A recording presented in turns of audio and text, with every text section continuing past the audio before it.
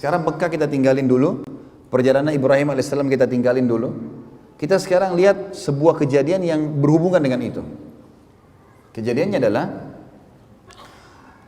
di Yaman, di negeri Yaman, dulu itu ada kehidupan yang subur sekali. Mereka punya bendungan namanya Saddul Ma'rib. Terkenal sekali Saddul Ma'rib.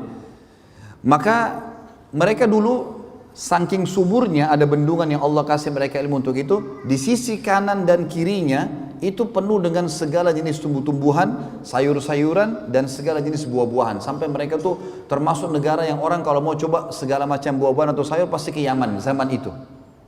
Di zaman Ibrahim alaihissalam.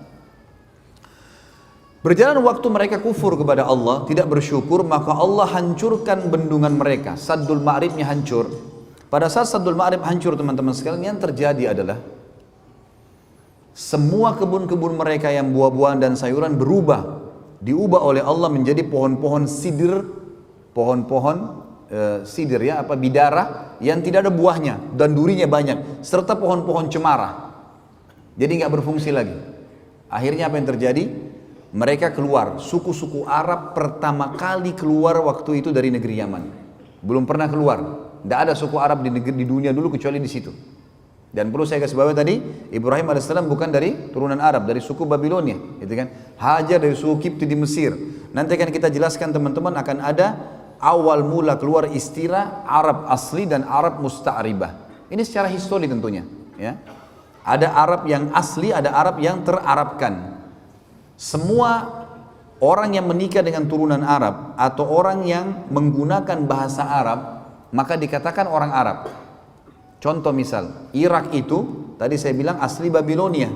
Kenapa sekarang bisa dikatakan negeri Arab? Karena bahasanya bahasa Arab. Dan pada saat Sa'ad bin Abi Waqqas radhiyallahu anhu menembus Persia, Irak, Iran, Afghanistan, Rusia, maka yang terjadi adalah wilayah Irak ini banyak yang menikah dengan para sahabat, masyarakat setempat, dan jadilah mereka negeri Arab. Negara-negara yang tidak menggunakan bahasa Arab seperti Iran, dulunya juga takluk di tangan kaum muslimin. Rusia tidak dikatakan negeri Arab. Mesir juga sisi lain adalah suku Kipti. Karena waktu Amr bin As radhiyallahu anhu masuk tahun 20 Hijriah ke Mesir, kemudian banyak sahabat yang menikah dengan orang-orang asli sana, lalu sampai sekarang mereka menggunakan bahasa Arab di negaranya, maka dikatakan Mesir negara Arab. Sama dengan negeri Syam, Palestina. Palestina itu bukan asli orang Arab sebenarnya. Maaf, di Palestina ada asli orang Arab memang. Mereka kalau mereka itu dari suku Adnan, ya, dari turunan Ismail alaihissalam. Nanti setelah kita jelaskan masalah pernikahan beliau dengan salah satu dari anak kepala suku Jurhum. Kemudian ada Yordania. Yordania itu bukan negara Arab tadinya. Libanon, Syria, ini semua tidak menggunakan, tapi karena menggunakan bahasa Arab setelah menikah juga dengan para sahabat yang dipimpin oleh Abu Ubaidah bin Jarrah dan Khalid bin Walid radhiyallahu anhu di perang yang terkenal banyak sekali di sana, peperangan penembusan negeri Syam, maka mereka jadi bahasa Arab. Sama juga dengan Tunis, Jazair, Maroko, tiga ini terkenal dengan suku Barbar, asli suku Barbar. Tapi karena berbaur dengan sahabat, menikah dan seterusnya, hanya menggunakan bahasa Arab dikatakan negeri Arab. Baik. Awal mulanya suku Arab keluar dari Yaman karena hancurnya Saddul Ma'rib. Keluarlah suku pertama waktu itu namanya suku Jurhum. Suku Jurhum, ya. Suku Jurhum ini teman-teman sekalian adalah suku yang besar, jumlahnya banyak orangnya. Keluar dari Yaman. Mereka tujuannya kalau saya ibaratkan mungkin kotak ini ya, kotak mihrab kita ini adalah Jazirah Arab, peta Jazirah Arab. Maka Yaman itu berada di selatan, di bagian bawah. Dan negeri Syam, Palestina, Yordania, Libanon dan Syria di utaranya, di atas. Jadi orang-orang Yaman, suku Jurhum ini mau pergi ke negeri Syam. Karena negeri Syam ini teman-teman sekalian negeri yang subur. Pernah saya jelaskan kan, sampai kalau jalannya pun pecah, itu keluar pohon apel, nggak ditanam, nggak diapa gitu, saking suburnya. Mereka hancur bendungannya, mereka mau pergi ke sana. Nah, di tengah-tengah antara Yaman sama negeri Syam ada Mekah, Madinah di tengah-tengah. Madinah lebih dekat dengan negeri Syam, Mekah lebih dekat dengan negeri Yaman. Makanya nanti kita akan pelajari dalam sejarah kita teman-teman sekalian di sini, sejarah Nabi SAW, itu kafilah-kafilah Quraisy kalau mereka belanja ke negeri Syam, ya, mereka kalau pulang harus lewat Madinah. Makanya kafilah mereka banyak ditahan oleh muslimin di Madinah itu, karena mereka harus lewatin, karena Mekah dulu baru Madinah, kemudian baru negeri Syam. Tapi itu nanti ada bahasan insya Allah. Yang saya ingin diberatkan, pada saat itu teman-teman sekalian keluarlah suku Jurhum dari Yaman, dari bawah selatan Jazirah Arab menuju ke Syam. Mereka lewat di lembah Mekah. Mereka tahu ini lembah padang pasir, nggak ada kehidupan. Tapi mereka kaget, mereka lihat dengan hikmah Allah. Ini pada hari yang sama ya, pada pagi itu. Jadi suku Jurhum sudah keluar dari beberapa hari yang lalu nih ceritanya. Tapi mereka pada saat hari tibanya Hajar alaihissalam dengan Ismail alaihissalam di lembah Mekah, hari itu juga dengan hikmah Allah mereka lewat di situ.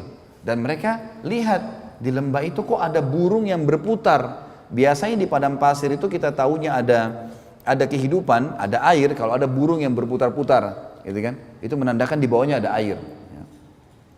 Mereka bilang, pimpinan sukunya bilang, kayaknya kita nggak pernah tahu di sini ada air nih. Tapi perilaku burung ini aneh, menandakan ada air. Coba pergi lihat.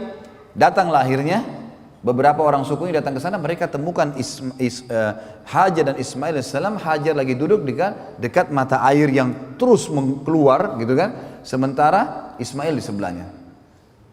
Yang terkenal dari suku Jurhum dan suku-suku Yaman ini teman-teman, adab dan tata kerama. Mereka tidak datang menyerang, mereka tidak ambil. Mereka tahu mata air sumber kehidupan. Ada air hidup semua. Kata Allah dalam Al-Quran, A'udzubillahi minasyaitonir wa ja'alna minal ma'i kulla syai'in hayy.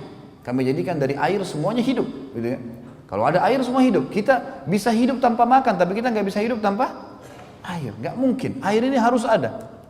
Lalu mereka pun berkata kepada Hajar, datang pimpinannya, wahai ibu, bisa nggak kami ini suku keluar dari Yaman, kehabisan air, nggak ada. Bendungan kami hancur segala. Kami mau ke negeri Syam, tapi kami temukan di sini ada mata air. Bisa nggak anda izinkan kami hidup bersama anda di sini? Dan kami bersedia membayar upeti. Artinya hasil peternakan kami akan berikan kepada anda, susunya, dagingnya, hasil apa saja perkebunan kami nanti kami akan kasih. Yang penting anda izinkan hidup dekat mata air ini. Hikmah ilahi. Maka tiba-tiba Hajar alaihissalam pada saat itu mengatakan, baiklah silahkan tinggal dengan saya, gitu kan? Maka tiba-tiba pada hari itu, sebelum terbenam matahari kata ahli sejarah, terbentuk komunitas masyarakat Mekah. Padahal tadi lembah, nggak ada orang. Pada hari itu mulailah mereka bangun rumah, mulailah mereka bercocok tanam, mulailah peternakannya dikembangbiakkan, jadilah sebuah kota. Mulai dibangun, gitu kan? Maka terbentuklah awal mula pada saat itu kota Mekah. Dan ini kata para ulama, hikmah ilahi, Allah subhanahu wa ta'ala memang menginginkan itu terjadi. Dan juga tentu saja, ya, ini juga Allah subhanahu wa ta'ala ingin menyelamatkan Hajar alaihissalam yang memang sudah diatur oleh Allah untuk itu. Dan nanti akan ada kisah Ismail dari masa kecilnya sampai menikah dengan suku Jurhum dan seterusnya ke depannya akan kita sampaikan insya Allah nanti malam. Maka yang di sini kita lihat bagaimana ya terbentuk komunitas pertama di Mekah itu. Terbentuk komunitas pertama di Mekah. Baik, ini kurang lebih teman-teman sekalian kisah tentang awal mulanya Mekah, kisah air Zam-Zam, gitu kan? Kemudian kisah Nabi kita yang mulia Ibrahim alaihissalam dengan kedua istrinya, dengan seluk-beluk kehidupan yang sempat kita sampaikan. Dan insya Allah kita akan sampaikan pada pertemuan kita nanti malam, lanjutan dari bahasan kita tentang masalah apa sih yang terjadi setelah itu. Ibrahim alaihissalam datang gak ngunjungin istrinya dengan anaknya di Mekah? Kalaupun iya, apa yang terjadi kisahnya? Bagaimana proses pembangunan Ka'bah? Bagaimana penemuan Hajar Aswad? Kemudian bagaimana prosesi diperintahkannya ibadah haji? Allahu a'lam. Ini yang kita sampaikan insya Allah.